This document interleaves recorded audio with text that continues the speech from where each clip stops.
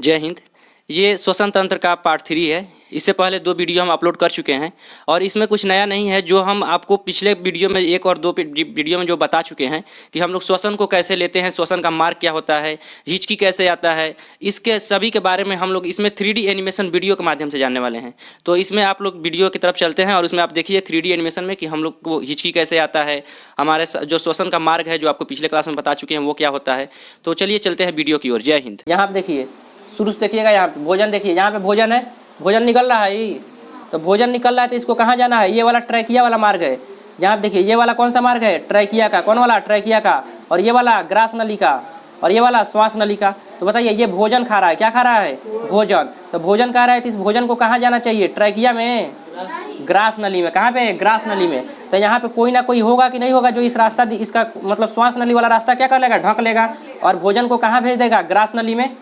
तो इसी को कहते हैं क्या, इपीग्लोटिस। क्या कहते हैं, इपीग्लोटिस। यहाँ पे देखिए, ये भोजन क्या कर रहा है, घोट रहा है। भोजन क्या कर रहा है, घोट रहा है। जब इस भोजन को घोटेगा तो यहाँ पे इपीग्लोटिस है, ये दिखाई दे रहा है। इसको क्या कहेंगे, इपीग्लोटिस। आप इस इपीग्लोटिस को ध्यान से देखिएगा। जैसे ही भोजन घोटेगा, इपीग्लोटिस किसको बंद कर लेगा, ट्रैकिया यानी श्वास नली को क्या कर लेगा, बंद कर लेगा। और भोजन कहाँ चल जाएगा, ग्रास नली में। यहाँ पे देखिए, अब इसको भोजन घोट रहा है, यहाँ पे देखिए बंद हो गया। देखिए बंद हो रहा है, बंद हो गया तो भोजन कहाँ चल जाएगा, ग्रास नली में। और जैसे भोजन चला गया, अभी देखिएगा ये उठ जाएगा। यहाँ पे ध्यान देखिए, उठ गया, उठ गया। तो इसी को हम लोग क्या कहते हैं, क्या कहते हैं, यहाँ पे देखिए, जैसे भोजन घोटेगा, ये जो क्या है, इपीग्लोटिस। इपीग्लोटिस कहाँ झुक जाएगा, नीचे झुक कर किसको बंद कर लिया, ट्रैकिया को। और भोजन कहाँ चला गया, ग्रास नली में। लेकिन उसके बाद जैसे भोजन चला गया, फिर ये वापस से क्या हो गया, ऊपर उठ गया, ताकि हम लोग सांस क्या कर सके, ले सके। अगर आप कोई चीज़ घूट रहे हैं तो घोटने के दौरान सांस नहीं ले पाइएगा। पानी भी तो हम लोग लगातार घोटते ना रहते हैं, इसलिए हम लोग का सांस क्या हो जाता है, रुक जाता है। जबकि खाना खाते हैं तो 10 बार चबाते हैं तब घोटते हैं, तो घोटते समय सांस नहीं ले पाइएगा, बाकी सब समय सांस ले सकते हैं। कोई दिक्कत है। तो इसे क्या कहेंगे, इपीग्लोटिस। क्या कहेंगे, इपीग्लोटिस। इपीग्लोटिस क्या करता है, रास्ता दिखाने का कार्य करता है। क्या करता है, रास्ता दिखाने का कार्य करता है। जब हम लोग भोजन करते हैं तो इपीग्लोटिस किसको ढक लेता है, ट्रैकिया को। और जब सांस लेते हैं तो किसको ढकेगा, ग्रास नली को। और सांस कहाँ चल जाएगा, फेफड़ा में चल जाएगा। कोई दिक्कत है। हिचकी वगैरह इसी की वजह से आता है। अब देखिए, हम लोग श्वसन कैसे लेते हैं। जितना तक आपको श्वसन पढ़ाए हैं उसका आप लोग 3D एनिमेशन देख लीजिए। ये है ह्यूमन। क्या है, ह्यूमन। दिखाई दे रहा है। हम लोग यहाँ पे देखिए, यहाँ पे है वक्ष गुहा। कहाँ पे, वक्ष गुहा। गुहा का मतलब होता है खाली जगह। अरे जैसे मुख में खाली जगह है कि नहीं है, जहाँ पे हम लोग खाना खाते हैं, जैसे कहेंगे मुख गुहा। क्या कहेंगे, मुख गुहा। उसी प्रकार वक्ष, छाती को हम लोग क्या कहते हैं, वक्ष। बायोलॉजिकल भाषा में क्या कहते हैं, वक्ष। अब भोजपुरी में क्या कहते हैं, भोजपुरी चाहे हिंदी में कहते हैं छाती। नहीं कहता है, मेरा छाती तोड़ा, बाबूराव डायलॉग नहीं मारता है, मेरा छाती तोड़ा, इसका खोपड़ी तोड़ा, इसे करके डायलॉग मारता है। तो ये हो गया आपका छाती। छाती को हम लोग क्या कहते हैं, वक्ष। क्या कहते हैं, वक्ष। बायोलॉजिकल भाषा में क्या कहते हैं, वक्ष। अंग्रेजी में कहते हैं थोरेसिक। क्या कहते हैं, थोरेसिक। कोई दिक्कत है। तो थोरेसिक में बताइए, जिस प्रकार मुख में खाली जगह है तो हम लोग भोजन रखते हैं, उसी प्रकार वक्ष में क्या होगा, कोई ना कोई खाली जगह होगा, वहीं पर हम लोग सांस को ले जाकर क्या करेंगे, और रखेंगे। तो उसको कहेंगे वक्ष गुहा। कौन सा गुहा, वक्ष गुहा। तो इसे कहेंगे वक्ष गुहा। तो हम लोग का श्वसन का क्रिया किसके माध्यम से होता है, फेफड़ा के माध्यम से। और फेफड़ा स्थित कहाँ पे है, वक्ष गुहा में। कहाँ पे, वक्ष गुहा में। ये हो गया आपका डायफ्राम। क्या हो गया, डायफ्राम। देखिए, ऊपर है फेफड़ा, बीच में डायफ्राम और नीचे पेट। कौन है, पेट। अब देखिए, ये डायफ्राम आ गया। तो डायफ्राम पे देखिए, जब हम लोग सांस लेते हैं तो फेफड़ा का इतना औकाते नहीं है कि वो सांस को क्या कर सके, अंदर खींच सके या फिर सांस को बाहर छोड़ सके। फेफड़ा के पास इतना औकात नहीं है। तो फिर वो सांस अंदर लेता कैसे है और सांस बाहर छोड़ता कैसे है। तो इसके लिए हमारे जो पेट है और फेफड़ा है, मतलब वक्ष गुहा को जो उदर गुहा है यानी पेट से, पेट और फेफड़ा को अलग कौन करता है, तो कौन करता है, डायफ्राम करता है। कौन करता है, डायफ्राम। याद रखिएगा, डायफ्राम मांस का क्या होता है, एक लोथड़ा होता है। मांस का क्या होता है, लोथड़ा। अरे मांस का टुकड़ा होता है जो पेट और छाती को क्या करता है, अलग करता है। कोई दिक्कत है। तो यहाँ बीच में क्या पाया जाता है, डायफ्राम पाया जाता है। अब ये डायफ्राम जब क्या होता है, ऊपर ठेलता है तो फेफड़ा क्या हो जाता है, सांस को बाहरी छोड़ देता है। और डायफ्राम जब नीचे आता है तो फेफड़ा फैल जाता है, तो सांस को कहाँ ले लेता है, नीचे ले लेता है। इसका मतलब अगर डायफ्राम अगर ऊपर नीचे होना बंद हो जाए तो क्या सांस ले पाएंगे आप लोग, नहीं।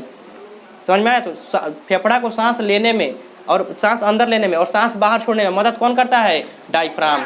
वो दिक्कत है। अगर डायफ्राम किसी किसी का देखिएगा मार देता है पजरी पर, सब एकदम कुकियाने लगता है, मार दिया पजरिए पे, हमारे मुंह से आवाज़ नहीं निकलता है। कहो पिटाए लोग कि नहीं ऐसे समझ में आया। तो एकदम जब पजरी पे लगता है तो क्या होता है, मुंह से आवाज़ नहीं निकलता है, मतलब डायफ्राम पे लग जाता है। समझ में आया? और डायफ्राम फूलना पचकना थोड़ा देर के लिए एकदम स्तब्ध हो जाता है, क्या हो गया क्या हो गया। समझ में आया? तो डायफ्राम क्या होता है, फूलना पचकना बंद हो जाता है, तो बढ़िया से आदमी सांसें नहीं ले पाएगा, तो मुँह से आवाज़ें नहीं निकलता है। समझ में आया? कोई को देखिए एक्सीडेंट होगा तो कहीं चोट वोट नहीं लगेगा, आदमी मर जाएगा। काहे मर गया? क्योंकि उसका डायफ्राम पे चोट लग गया, डायफ्राम में टूट गया है। और अंदर डायफ्राम जब टूट गया है तो बताइए क्या डायफ्राम ही सांस लेने में और छोड़ने में क्या कर रहा था, मदद ले रहा कर रहा था। तो बताइए क्या वो सांस लेने और छोड़ पाएगा, क्या ले पाएगा और छोड़ पाएगा? नहीं। इसका मतलब डायफ्राम टूट गया, मतलब आदमी क्या हो जाएगा, मर जाएगा। कोई दिक्कत है? तो सांस, फेफड़ा को सांस लेने में और छोड़ने में मदद कौन करता है, डायफ्राम। कोई दिक्कत है? तो डायफ्राम जब फैलता है और सिकुड़ता है, या फिर डायफ्राम जब नीचे आता है या ऊपर जाता है, तो क्या होता है, हम लोग सांस ले पाते हैं और छोड़ पाते हैं। तो डायफ्राम क्या हो गया, किसको किसको अलग करता है, पेट को और वक्ष गुहा को अलग कौन करता है, डायफ्राम। डायफ्राम श्वसन को क्या करता है, श्वसन लेने में क्या करता है, मदद करता है। कोई दिक्कत है? तो ये डायफ्राम हो गया। अब यहाँ पे देखिए फेफड़ा के बारे में देखते हैं। किसके बारे में, फेफड़ा के बारे में। देखिए यहाँ पे देखिए, ये हमारा क्या है, पेट है, यहाँ बढ़िया दिखाई दे रहा है, और ऊपर देखिए यहाँ पेट वगैरह दिखाई दे रहा है, अब बीच में देखिए डायफ्राम दिखाई दे रहा है, और ऊपर क्या है, फेफड़ा। इसका मतलब फेफड़ा को और नीचे पेट को अलग कौन कर रहा है, डायफ्राम कर रहा है। कौन कर रहा है, डायफ्राम कर रहा है। दिखाई दे रहा है सबको? कोई दिक्कत है? आगे बढ़ें। अब देखिए फेफड़ा का जो है, इसका कितना हिस्सा होता है, 3 लोब। देखिए राइट सुपीरियर, मतलब सुपीरियर मतलब होता है ऊपर नहीं कहता है, सुपीरियर मतलब ऊपर, इन्फीरियर मतलब नीचे, और मिडिल मतलब बीच वाला। तो 3 लोब होता है फेफड़ा का। कितना लोब, 3 लोब। ऊपर वाले को कहेंगे राइट सुपीरियर यानी दाहिना साइड वाला सुपीरियर, और उसके बाद से दाहिना साइड वाला इन्फीरियर, और दाहिना साइड वाला मिड वाला। तो दाहिना फेफड़ा का कितना हिस्सा, 3। ये हमारा दाहिना हाथ है, तो दाहिना वाला जो फेफड़ा होगा उसका कितना हिस्सा होगा, 3 हिस्सा। देखिए राइट मिडल, और ये हो जाएगा राइट इन्फीरियर। कोई दिक्कत है? उसी प्रकार जो लेफ्ट वाला लंग्स होता है, इसका 2 भाग होता है। कितना भाग होता है, 2 भाग होता है। देखिए लेफ्ट सुपीरियर यानी ऊपर वाला भाग, और एक हो जाएगा लेफ्ट इन्फीरियर यानी नीचे वाला भाग। कोई दिक्कत है? अब देखिए ये फेफड़ा, देखिए फेफड़ा का जो ये वाला देखिए, जो ट्रैकिया के 2 भाग में बटा, इसको क्या कहेंगे, ब्रोंकाई। क्या कहेंगे, ब्रोंकाई। कोई दिक्कत है? इसे कहेंगे ब्रोंकाई। अच्छा एक बात बताइए, ये हो गया आपका ट्रैकिया। क्या हो गया, ट्रैकिया श्वास नली, यहीं से क्या होता है, ट्रैकिया, यहीं से श्वास हम लोग का क्या होता है, अंदर जाता है। एक बात बताइए, क्या नस आपस में चिपक नहीं सकता है? अरे जैसे आप पाइप ले लीजिए, पानी पटाने वाला पाइप ले लीजिए, आप पाइपुआ को जब बीचे से मोड़िएगा तो दोनों पाइपुआ आपस में चिपक जाएगा, तो क्या पनिया बढ़िया से फ्लो कर पाएगा, नहीं कर पाएगा। कोई दिक्कत है? तो अब एक बात बताइए, अगर हम लोग इससे श्वास ले रहे हैं, ये दोनों आपस में जाकर चिपक जाएगा, तो क्या हम लोग श्वास अच्छा से ले पाएंगे? पता चला दम घुटने की वजह से क्या हो जाएगा, मृत्यु हो जाएगा। समझ में आया? तो ये जो जिस तरह से पानी का पाइप आपस में चिपक जाता है तो पानी नहीं बह पाता है, उसी प्रकार जब ये पाइप आपस में चिपकेगा तो क्या हम लोग श्वास ले पाएंगे, नहीं। तो ये दोनों पाइप आपस में न चिपके, इसके लिए इस पर एक क्या लगा दिया गया है, कार्टिलेज का एक कवर लगा दिया गया है। कार्टिलेज उपास्थि, किसका, उपास्थि का। उपास्थि का एक क्या लगा रहता है, कार्टिलेज का एक क्या रहता है, उस पर कवर लगाया रहता है। उसको क्या कहा जाता है, सी आकार का एक कवर लगा दिया जाता है, जो उसको क्या करता है, चिपका कर रखता है, ताकि ये दोनों आपस में क्या हो गए, चिपके नहीं। समझ में आया? तो चिपके नहीं, तो ये क्या करता है, कार्टिलेज लगाया रहता है। किस पर, ट्रैकिया पर। कोई दिक्कत है? ताकि ट्रैकिया आपस में न चिपके, नहीं तो चिपक जाएगा तो फिर ब्लॉक हो जाएगा। ब्लॉक हो जाएगा तो आदमी का दम घुटने से क्या हो जाएगा, मृत्यु हो जाएगा। तो ये आपका क्या हो गया, कार्टिलेज का एक एथी लगा दिया ताकि ये आपस में न चिपके। अब यहाँ पे देखिए, ये हो गया आपका फेरिंग्स। क्या हो गया, फेरिंग्स, और नीचे लैरिंग्स है, वॉइस बॉक्स। यहाँ पे देखिए इसी को फेरिंग्स को हलक बोलते हैं। मुंह का भी कनेक्शन इससे जुड़ा हुआ है और नाक का भी कनेक्शन इससे जुड़ा हुआ है। अब इसको और आगे से देखते हैं बढ़िया से। ये आपका नाक हो गया। क्या हो गया, नाक हो गया। इससे हम लोग हवा क्या करेंगे, लेंगे। इससे हम लोग हवा क्या करेंगे, अंदर ले। देखिए ये हवा को कहाँ ले जा रहा है, अंदर ले जा रहा है। इससे हवा को क्या कहाँ ले जा रहा है, अंदर। देखिए हवा कैसे जा रहा है, दिखाई दे रहा है हवा। हवा नाक से और फेरिंग्स के द्वारा होते हुए कहाँ जाएगा, फेफड़ा में। देखिए यहाँ पे ट्रैकिया, और ट्रैकिया के बाद से ब्रोंकाई। ब्रोंकाई होते हुए कहाँ जाएगा, यहाँ पे देखिए ब्रोंकाई। और ब्रोंकाई आगे जा जाकर कितने भागों में बट गया है, कई भागों में बटा है, जिसे हम लोग क्या कहेंगे, ब्रोंकियोलेस। क्या कहेंगे, ब्रोंकियोलेस। और ब्रोंकियोलेस के लास्ट में क्या मिलेगा आपको, एल्वियोली। अभी देखिए हवा कहाँ पहुँचा है, ब्रोंकाई। और ब्रोंकाई से देखिए ब्रोंकियोलेस मतलब इधर ब्रोंकाई में चला गया ना दोनों तरफ। अब आगे जाकर आपको क्या मिलेगा, ब्रोंकियोलेस। अब ये फेफड़ा के अंदर का दुनिया देखिए, ये देखिए ये कहाँ पे जा रहा है, ब्रोंकियोलेस। कहाँ जा रहा है, ब्रोंकियोलेस। समझ में आया, ये कहाँ पे जा रहा है, ब्रोंकियोलेस। अब बताइए ब्रोंकियोलेस में यहाँ पे देखिए फेफड़ा में छोटा छोटा नस आया है कि नहीं आया है। इसे जो ग्रीन वाला है इसे कहेंगे सीरा, और लाल वाला को धमनी। जब आपको परिसंचरण तंत्र बताएंगे, नेक्स्ट चैप्टर आपका वही है ब्लड वाला, तो ब्लड वाला में आपको बताएंगे सीरा क्या होता है, धमनी क्या होता है, शुद्ध ब्लड किस में बहता है, अशुद्ध ब्लड किस में बहता है। तो इसमें बताइए ये छोटी छोटी आया है कि नहीं नस, इस नस में क्या बह रहा है, खून बह रहा है। क्या बह रहा है, खून बह रहा है। अभी हम लोग खून को छोड़ते हैं, अभी हम लोग ब्रोंकाई के माध्यम से श्वसन को कहाँ ले जा रहे हैं, एल्वियोली तक। कहाँ तक, एल्वियोली तक। ये देखिए श्वसन जो है, जो हवा हम लोग लिए हैं वो हवा कहाँ चला गया, एल्वियोली में, यानी वायु कोष्ठक में। ये है आपका वायु कोष्ठक। क्या है, वायु कोष्ठक। वायु कोष्ठक में देखिए यहाँ पे अच्छा से देखना, वायु कोष्ठक में पतला पतला नस आया हुआ है, इसे हम लोग क्या कहते हैं, केशिका। क्या कहते हैं, केशिका। पतले पतले नस को क्या कहते हैं, केशिका।